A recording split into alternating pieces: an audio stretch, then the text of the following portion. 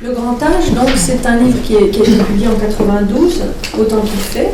Et en 92, Pierre avait 54 ans, 55, lorsque il a corrigé les épreuves. Je ne révèle rien, c'est écrit dans le livre lui-même, dans une petite note. Et 54-55, et Pierre, d'ailleurs, on en parle, c'est vraiment l'époque où, d'ailleurs, je crois, pour tout le monde, le fait de vieillir devient particulièrement un sujet de réflexion, de préoccupation peut-être. Alors dans ce livre, Pierre, ça c'est intéressant, tu as 54-55 ans, c'est-à-dire que tu es jeune, et tu te projettes par une espèce d'effort mental, et tout en observant le point où tu en es de ton corps et de ta vie, tu te projettes dans l'avenir et tu observes les vieillards en te demandant ce que c'est qu'être un vieillard. Il y a une dimension fantastique à laquelle nous sommes trop habitués et que nous ne cessons d'oublier. Elle tient à la façon dont le temps, qui permet aux hommes de vivre ensemble, d'être contemporains, les sépare aussi dans cette coexistence même. Être jeune à côté de quelqu'un de vieux, de plus vieux, suppose de savoir qu'il y aura un moment où l'un existera et où l'autre n'existera plus. Qu'il y a eu un moment tout aussi réel où l'un a existé et pas l'autre. On ressent l'étrangeté de cela quand on imagine avec une imagination d'enfant ce qui se passerait si revenait dans la vie quelqu'un qui l'a quitté et qui constaterait sa propre absence ou le souvenir qu'on a gardé de lui. Le temps sans lui, le temps où il ne peut pas être. Donc la première chose sur laquelle le texte insiste, c'est sur le fait que lors même que nous sommes contemporains, du fait de l'écart d'âge, il y a des moments où l'un des deux n'a pas existé et d'autres moments à l'autre bout où l'un des deux n'existera plus. Et donc de cela, du fait que bien que nous soyons contemporains, il y ait au debout de la vie, lorsqu'on a le même âge, ces absences de l'un ou de l'autre, Pierre y voit quelque chose de fantastique. Fantastique aussi, dit-il, le fait que ce vieux a été jeune. Alors on en a pas mal parlé hier, le fait qu'on regarde un vieux, il faut se dire que ce vieux qui a l'air pétrifié, qui a l'air d'être dans son essence de vieillard, en réalité, en fait, a été jeune. Et si je peux dire un mot. Vas-y. Non mais fantastique, là en écoutant, fantastique, c'est parce que nous sommes l'objet de métamorphose. Donc je voulais juste dire le mot métamorphose. C'est une fervente où il y a quelque chose, on devient autre chose. Alors on ne devient pas scarabée, mais on devient un vieux monsieur, une femme âgée, on devient grand, on devient une ado. Et c'est une métamorphose absolument sidérante, finalement, même si elle est quotidienne et oubliable. Et puis on a senti passer ce temps étrange du vieillissement qui tombe comme la neige, silencieusement, en assourdissant tout. C'est le même temps délicieux à laisser passer, à laisser filer quand on est bien, quand on n'a pas mauvaise conscience à ne rien faire, parce qu'on a la perspective de quelque chose à faire ensuite, et pas le désert du temps vide à considérer. C'est ce même temps frais et liquide qu'ensuite on voit cristalliser, accumuler, immobilisé en taches plus foncées sur la peau et sur le cœur. Je vais dire un truc sur ce bouquin, parce que quand je l'ai publié, donc j'avais l'âge que tu dis, 55, et je l'ai fait lire à un ami dont l'opinion comptait pour moi, qui était Claude Defort, qui lui était plus âgé que moi, il était né dans les années 20, et il m'a dit, avec son parler coutumier, qui était la base de notre amitié, il m'a dit, mais ce livre est complètement stupide, vous n'y comprenez rien, vous n'avez aucune idée de ce que c'est que d'être âgé. Lui en avait déjà une idée évidemment plus précise, et cet effort par lequel je me projetais dans ce qui n'était pas encore vrai, mais que pour moi, mais que je voyais dans la fréquentation de ma mère en réalité, lui paraissait absurde. Mais ça lui est arrivé de juger certains de mes livres absurdes et de faire amende honorable ensuite. Donc c'est pas mal. Et en particulier pour le livre, non, ça fasse une anecdote, le livre, mais qui tient qui parle de cette relation que j'avais avec un homme qui avait une quinzaine d'années de plus que moi, ce qui me paraissait beaucoup au départ. C'est arrivé pour le livre Devant ma mère, qui est aussi un livre qui s'intéressait plus directement à ma mère, devenue sénile et atteinte de sénilité grave.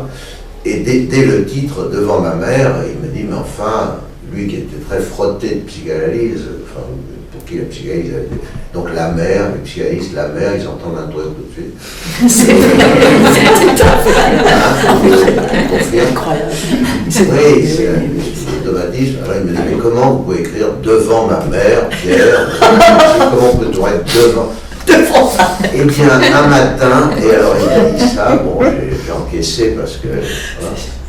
Et un matin, il m'a appelé, j'étais dans la salle de bain, il me dit, je suis un imbécile. Parce que lui-même avait été amené par son épouse à constater qu'il y a des cas, il y a des moments, et c'était aussi, il fréquentait beaucoup Madame Merleau-Ponty, il constatait les moments où elle était absente à elle-même et donc où il ne pouvait pas être avec elle vraiment. Dans la suite du livre, tu prends une citation de Thomas Mann de La Montagne Magique, assez longue, dans laquelle, donc vous vous souvenez, les personnages dialoguent dans le sanatorium, et Settembrini développe une idée que Pierre restitue, où en gros il dit que finalement on a tort en croyant que les malades souffrent terriblement. Oui, c'est ça. On regarde vivre les malades qui ont une vie amoindrie, ralentie, etc. Et on s'inquiète pour eux. On dit, mais comment peuvent-ils le supporter? Alors qu'en réalité, dit-il, on fait erreur parce qu'on s'imagine que les malades sentent comme nous. Et alors, du coup, évidemment, c'est insupportable d'être immobilisé, de pouvoir vivre au ralenti, etc. Alors qu'en fait, les malades ne sentent pas comme nous. Tout s'est modifié dans leur être et ils sont devenus des êtres différents, autres. C'est un jour ma fille qui m'a dit, quand je savais que je travaillais, elle m'a dit, mais tiens, voilà une citation de Montagne Magique qu'elle avait lue. Et je lui ai dit, oui, c'est bien, c'est vraiment intelligent. Et cet Settembrini est extrêmement intelligent. Mais Thomas Mann, il est encore plus intelligent parce qu'il en fait un personnage, extrêmement intelligent. Si je me fais comprendre. Donc, non, je ne peux que répéter ce que j'ai dit là. Dans la mesure où le vieillard a de la mémoire, et en particulier dans les fibres de son corps, la mémoire de ses désirs et de ses impulsions anciennes, comment pourrait-il ne pas souffrir de les sentir réduits, fatigués ou détruits? Et là, il y a le mot désir, et touchant au désir, effectivement, on voit dans les rues, ou dans ses fréquentations, des hommes, des femmes d'un certain âge, et par une espèce, comme automatiquement, instinctivement, on les exclut de la sphère du désir. Non, mais eux, ça les concerne plus, tout ça. Mais c'est évidemment faux, parce qu'ils sont spectateurs de cette carrousel incroyable qui est la coexistence entre les êtres humains. Et même si ils ont en eux une espèce d'inhibition, ah non, mais c'est pas pour moi, c'est pas vrai que... Donc c'est pas vrai que tout soit éteint. C'est pour ça que dans Sans Amour, je me suis intéressé à cette énigme de la femme qui déclare non, pour moi, c'est fini. C'est plus fréquent, je pense, chez les femmes que chez les hommes, je me permets de le dire. D'ailleurs, l'exemple que je donne, littéraire aussi, parce que c'est la princesse de Clèves, qui est une très jeune femme, et qui déclare qu'elle préfère la paix. Et donc, c'est très mystérieux. Ça appelle l'interprétation. Et puis hier aussi, je dois te dire, on en a un peu parlé, on a parlé justement du fait de ces femmes qui renonçaient. On a plutôt parlé des femmes, en effet, comme tu le fais, et des femmes qui renonçaient, et cette hypothèse était formulée que peut-être renoncer complètement au désir, c'est une façon de ne pas supporter qu'il puisse y avoir du moins. C'est-à-dire que le fait de n'être plus absolument désirable, absolument objet de désir, est tel, narcissiquement ce serait une telle blessure que du coup on préfère rien du tout, renoncer à tout. Et d'ailleurs, on a parlé en fin de journée avec Godin, je crois, de la différence entre renoncement et renonciation.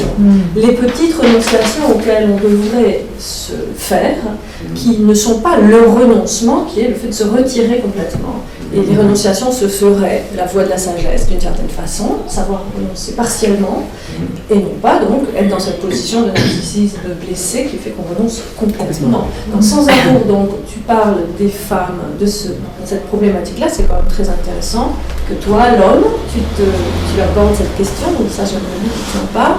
Et puis dans l'amour dans le temps aussi, qui est un autre, qui était un livre qui aussi abordait cette question du désir, mais d'une façon un peu particulière, puisque dans l'amour dans le temps, tu venais de perdre ta femme, et tu racontes ce processus du désir qui est relancé, autorisé soudain, par cette liberté qui est de ne plus vivre avec la femme avec laquelle tu as passé, je sais plus combien, une grande partie de ta vie. C'est non pas que ma femme est morte, je suis libre, mais c'est ma femme est morte, je suis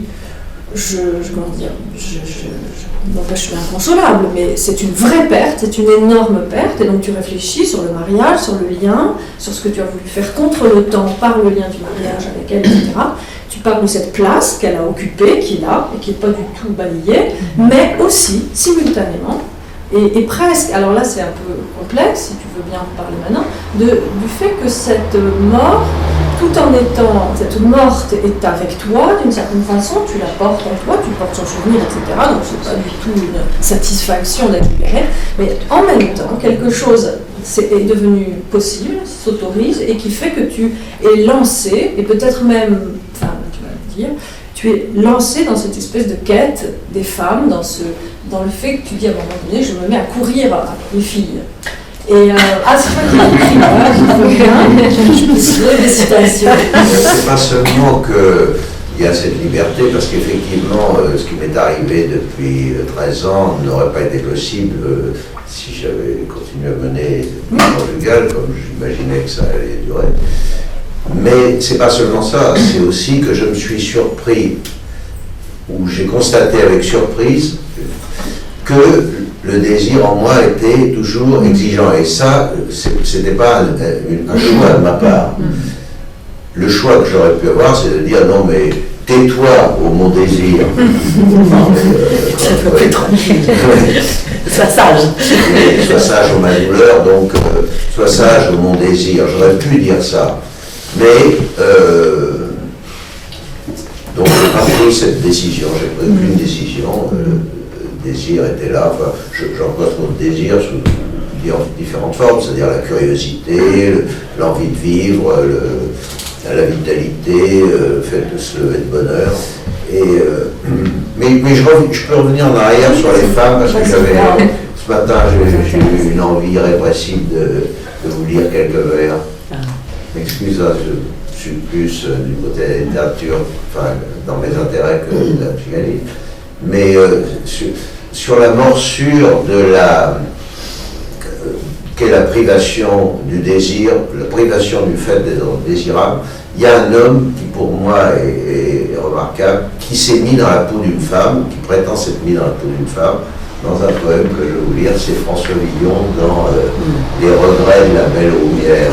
Alors ça a à voir avec les images qui sont là, donc il écrit, il parle comme s'il était une femme qui a été belle et qui réfléchit en octosyllabes à ce qu'est son... Donc elle parle, elle dit, enfin c'est du français un peu ancien, mais donc elle se lamente. Et je remins, je reste vieille, chenue, quand je pense, lasse au bon temps, que me regarde toute nue, qu'elle fut, qu'elle devenue, et je me vois si très changée, pauvre, sèche, maigre, menue, je suis presque tout enragé. Qu'est devenu ce front poli, cheveux blonds, ces sourcils voltis, grand empreinte, regarde ce beau nez droit, etc.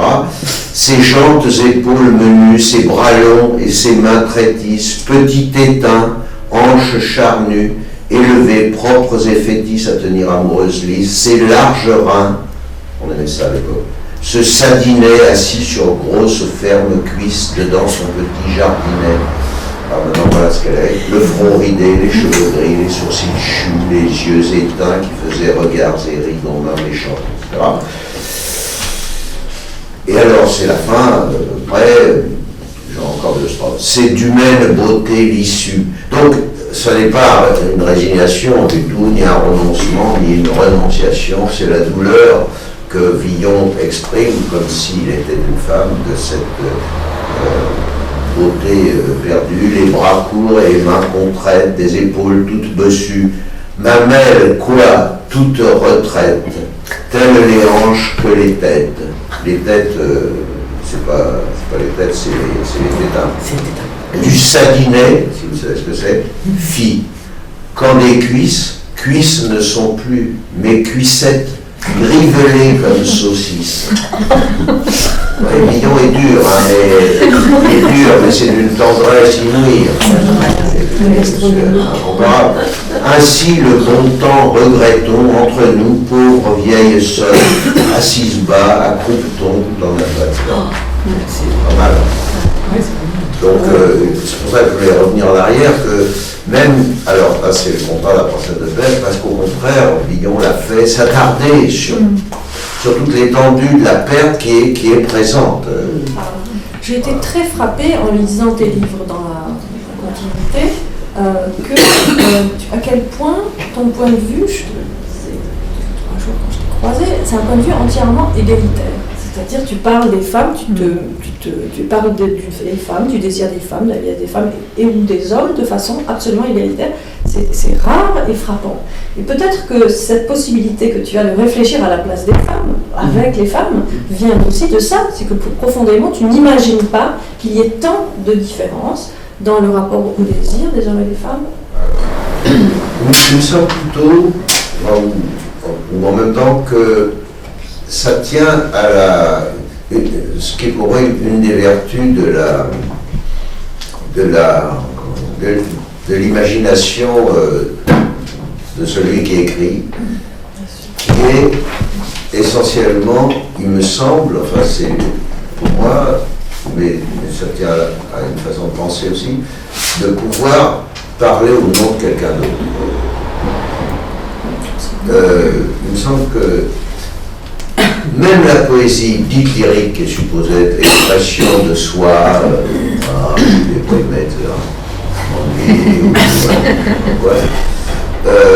la nature même de la poésie, c'est de se mettre à la place, je veux dire la poésie au sens large, c'est-à-dire la pensée imaginative. C'est, je sais pas, je pense à ce vers, je suis la pipe d'un auteur. Voilà. Donc je ne suis pas que moi. Il y a justement la poésie, c'est dire je au nom de quelqu'un d'autre, et donc c'est à la fois pour la différence aux femmes, mais aussi pour la différence entre les jeunes et les vieux. Donc égalitaire peut-être, oui. Je ne sais pas si je suis si égalitaire que ça, mais surtout cette conscience que la possibilité, ce que donne le jeu dans la parole, c'est ça,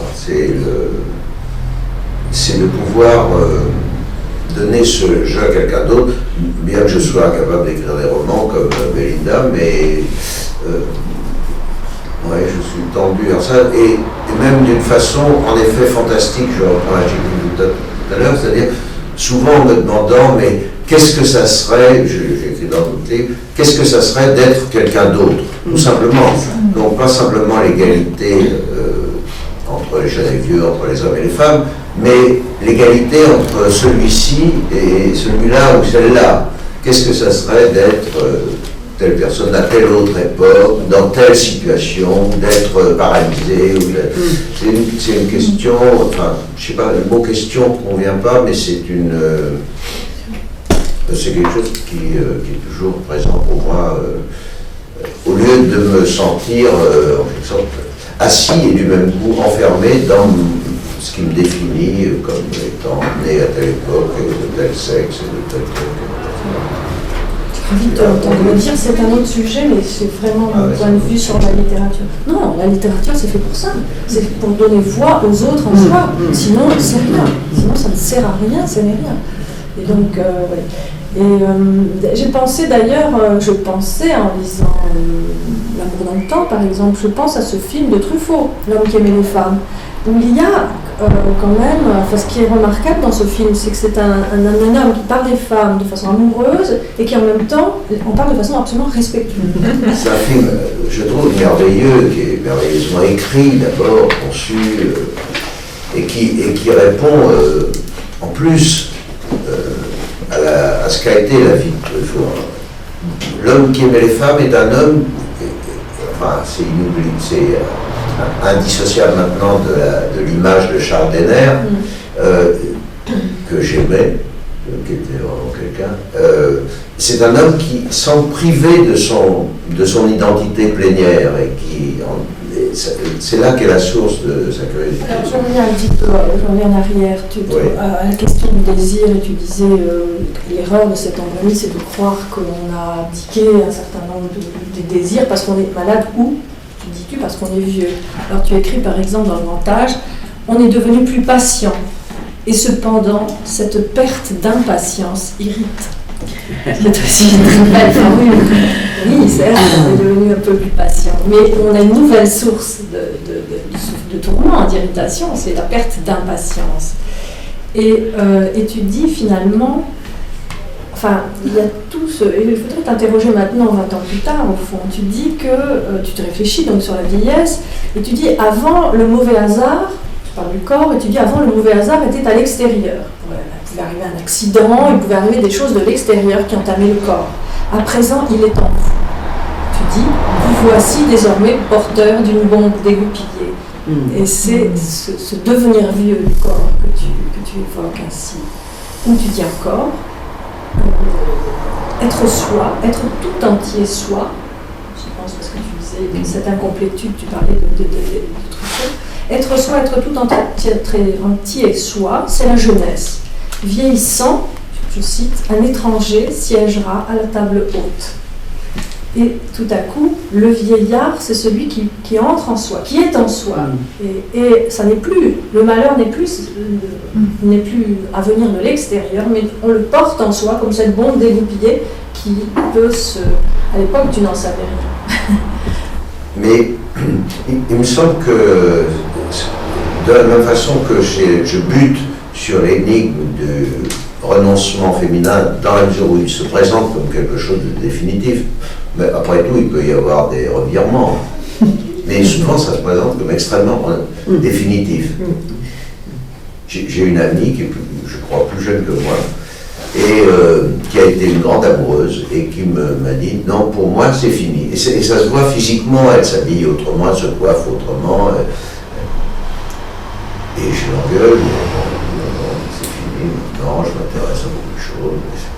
Mais je crois qu'il y a de la même façon que je bute sur ça, je bute aussi sur ce qu'était l'image, au fond, très ancienne et même antique, de l'échelle des âges qui assigne aux hommes et aux femmes âgés un certain statut moral, qui était celui de la sérénité, de la sagesse, enfin de tous les avantages de la vieillesse, où on n'est pas dérangé par toutes sortes de choses, où on regarde les choses avec plus d'équanimité. Oui, je le refuse là aussi par, je ne sais pas, instinctivement, et peut-être bêtement, mais donc la sérénité de la vieillesse n'est pas de moi. C'est peut-être un manque de sagesse.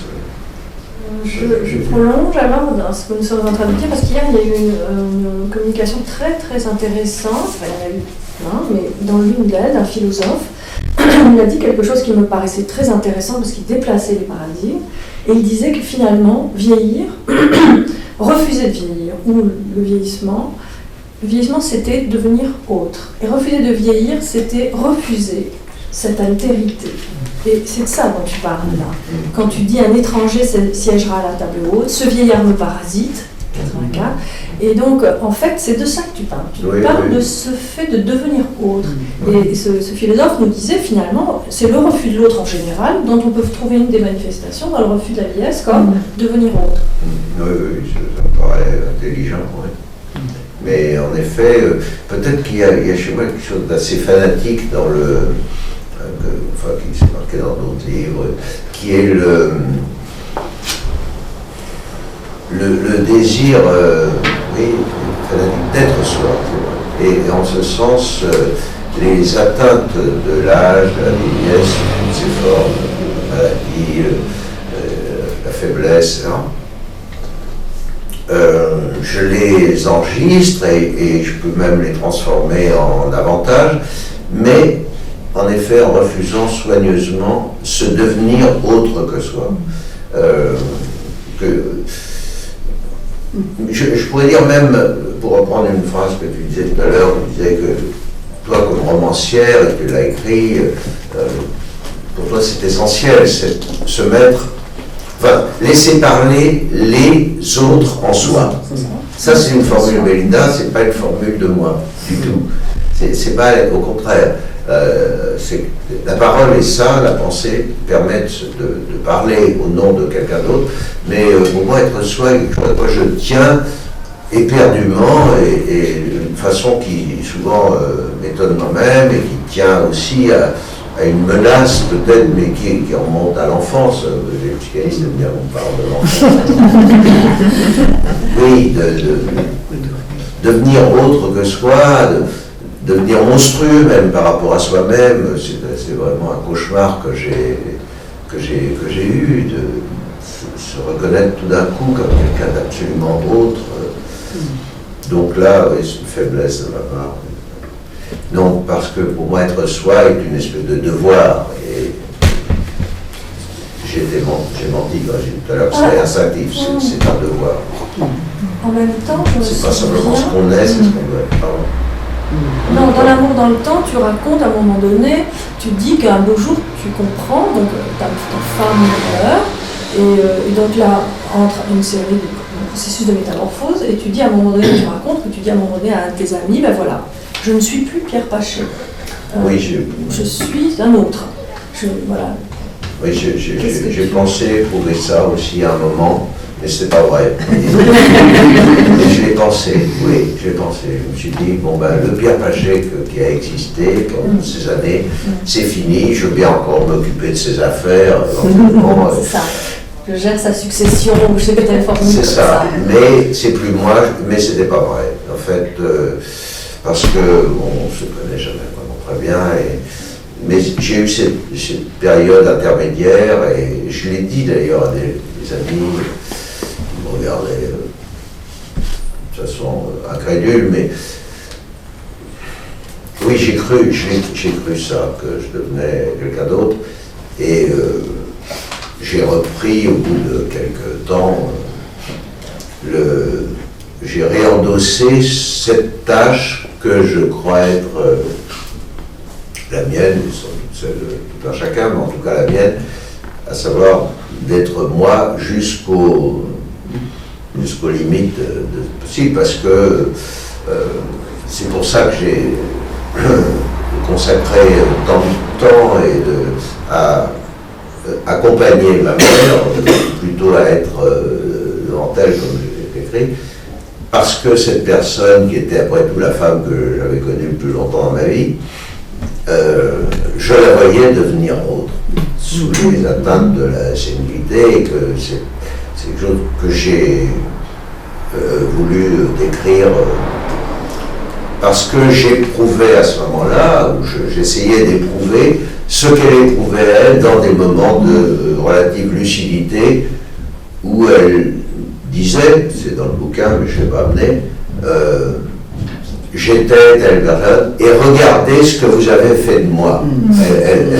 Elle s'en prenait aux infirmières, aux médecins, à moi-même, qu'elle ne reconnaissait plus, puisqu'elle s'était mise à me vouvoyer. Et donc, ce devenir autre, je l'ai éprouvé, et je l'ai éprouvé comme quelque chose qui n'est pas rigolo, qui n'est pas contre lequel je suis tendu. Tout à l'heure, je parlais avec Françoise, que je connais depuis longtemps, j'étais très copain de Guattari. C'est un type que j'aimais beaucoup. Et chez lui, comme chez Deleuze, il y avait cette idée que c'est formidable, le devenir autre. Le devenir autre de la, je sais pas quoi, de la schizophrénie, du délire, d'Artaud, etc. Et moi, j'étais absolument contre. On pouvait rigoler ensemble beaucoup, faire de la moto, enfin on a fait mille trucs, et militer pour le FLN, enfin, mais le devenir autre, non. Ça me paraissait un excès de la pensée, quelque chose qui était condamnable, et je ne suis pas d'accord. Donc là, en ce sens, je suis vraiment très classique. Non. C'est nicht so. C'est pas vrai, c'est du bluff. Parce que le devenir autre, tel que j'ai émané de Bernard, est une atroce souffrance. C'est une atroce souffrance. Là, c'est pas un amoindrissement. C'est quelque chose d'épouvantable. Et pour ça que l'existence de personnes âgées de plus en plus nombreuses dans la société est quelque chose qu'il faut regarder et dans lequel il y a à voir ça. Je crois que ça tient entre autres à quelque chose que Freud a écrit il y a très longtemps et qui a fait règle, qui était que le névrotique a conscience de ce qui lui arrive et le psychotique non. Moi je l'ai entendu comme enseignement ferme, comme ça dans les années 70-80.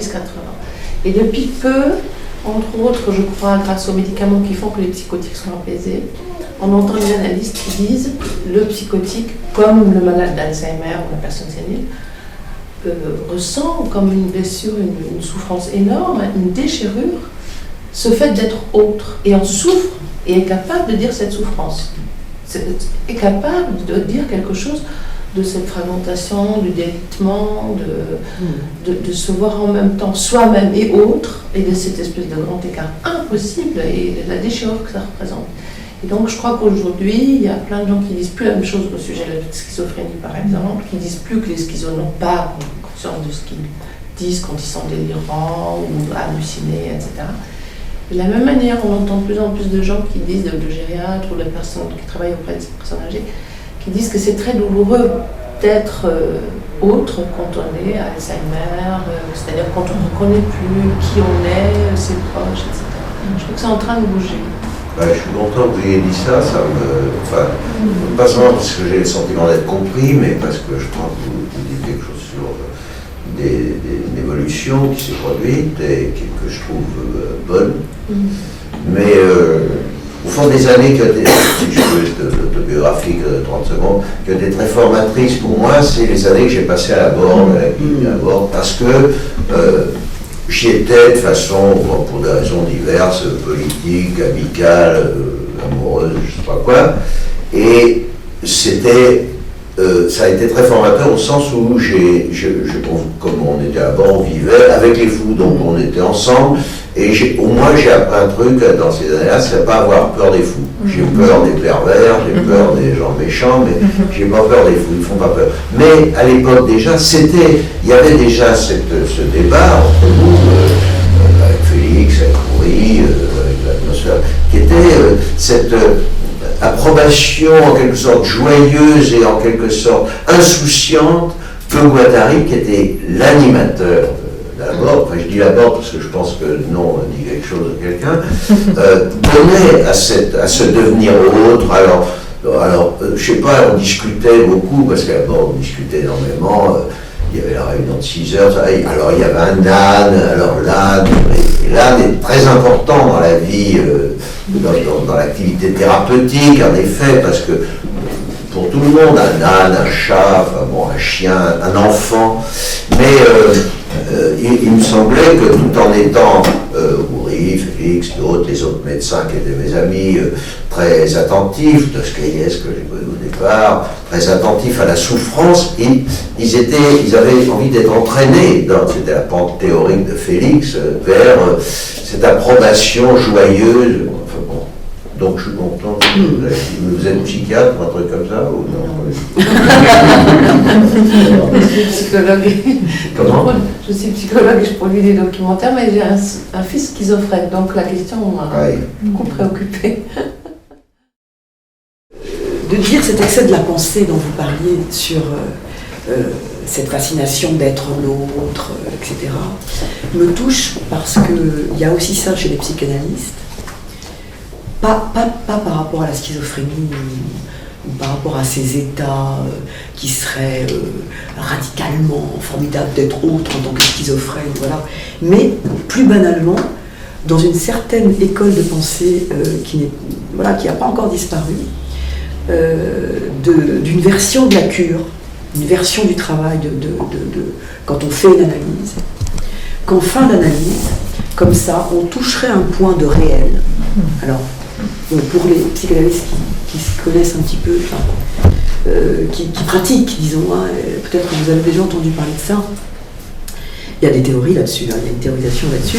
Ce point de réel, où tout d'un coup, c'est lié au désert, c'est lié à la fin de la cure, où il y a un moment de dépersonnalisation lié à la perte de l'objet, ou à la rencontre avec l'objet, presque un moment halluciné, hein, d'ailleurs, qui viendrait dire comme ça que ça y est, ça y est, ça signerait la fin de l'analyse. Hein. C'est quand même une espèce d'idée, de mythe du parcours analytique, disons. Voilà.